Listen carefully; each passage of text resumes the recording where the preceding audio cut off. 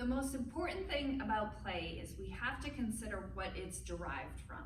So our dogs play with toys as a way of mimicking hunting. So we want to think of their toy as something that they would hunt rather than just a toy. So I'm going to envision that this is a squirrel. So Jane would like to chase squirrels, right? So the first thing, the biggest mistake that I notice people doing is that when they play with their dogs, they get them to play by going like this. Come on, play, get the toy. Okay, did you see how annoyed Jane was? A squirrel does not do that. Okay, a squirrel moves away. So that's the biggest thing we have to keep in mind. When we're trying to get our dogs to play, we need to add distance away from our dogs and make that toy move away. Okay, now Jane wants to play with this toy because I had it moving away. And then once she has it, I'm adding some backwards pressure to get her to move into my space. Okay, so the toy is trying to get away from her. That's the whole idea of tug, is it's trying to get away from her. Now also, in addition to that, I want to match my dog's energy. So Jane's energy is pretty low right now. Mine's actually a little bit lower than hers, I'd say, but that's what I'm going for. I want to be either at her energy or a little bit lower.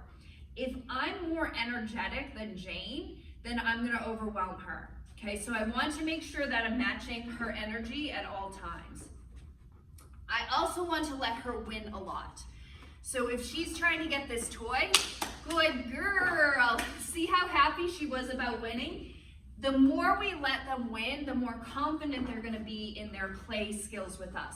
If they're worried that they're never going to win, they're going to start taking the toy when you do let them get it. So I'm going to and Jane has a lot of toy skills, so I don't let her win often. Good girl! Or as often as I did when she was a puppy, but I did let her win a lot, okay? Even here, I'm pretending I'm trying to get the toy, but oh my gosh, it's so hard to get it. So I'm letting her win in that way too. In addition, when I let go of the toy, I move away from Jane to entice her back into my space. So I'm never having her get the toy and then me moving into her space, okay? She just backed up. She did not like that at all, and here's the toy, okay? That was not play for her. This, good girl! There, good job. Now I'm making her have to move into my space, good job, to get me to get that toy. And she's like trying to get me to pick up this toy now at this point.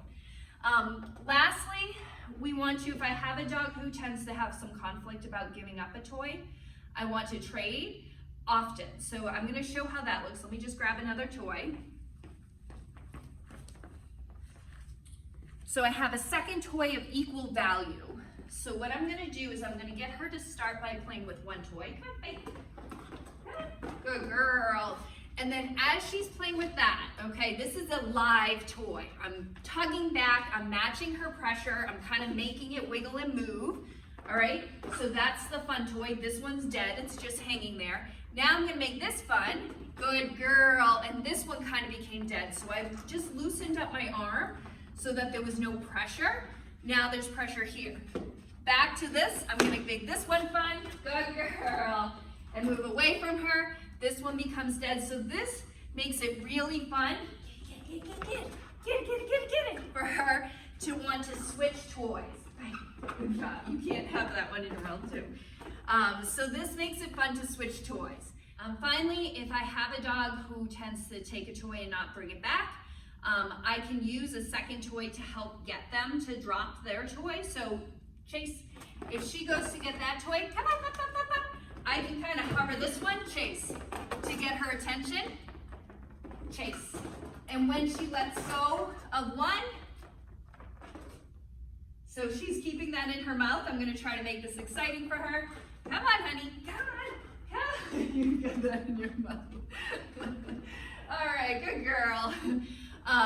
So I can use a second toy of equal value to help her not feel so conflicted about dropping a toy. Or if my dog just wants to chase after me with that toy in their mouth at first, that's totally fine, but I'm always gonna be moving away from them. Okay, so we want to be the squirrel, okay? Squirrels don't go like this, we're always moving away. Create space for your dog to move into rather than move into their space. You want to match their energy so that they're either the same energy as you or slightly higher than you. You do want to let them win often, depending on the dog, more often than not. And finally, teaching them to trade with 2 equal value toys is going to help you teach your dog to not have conflict when you want them to let go of the toy.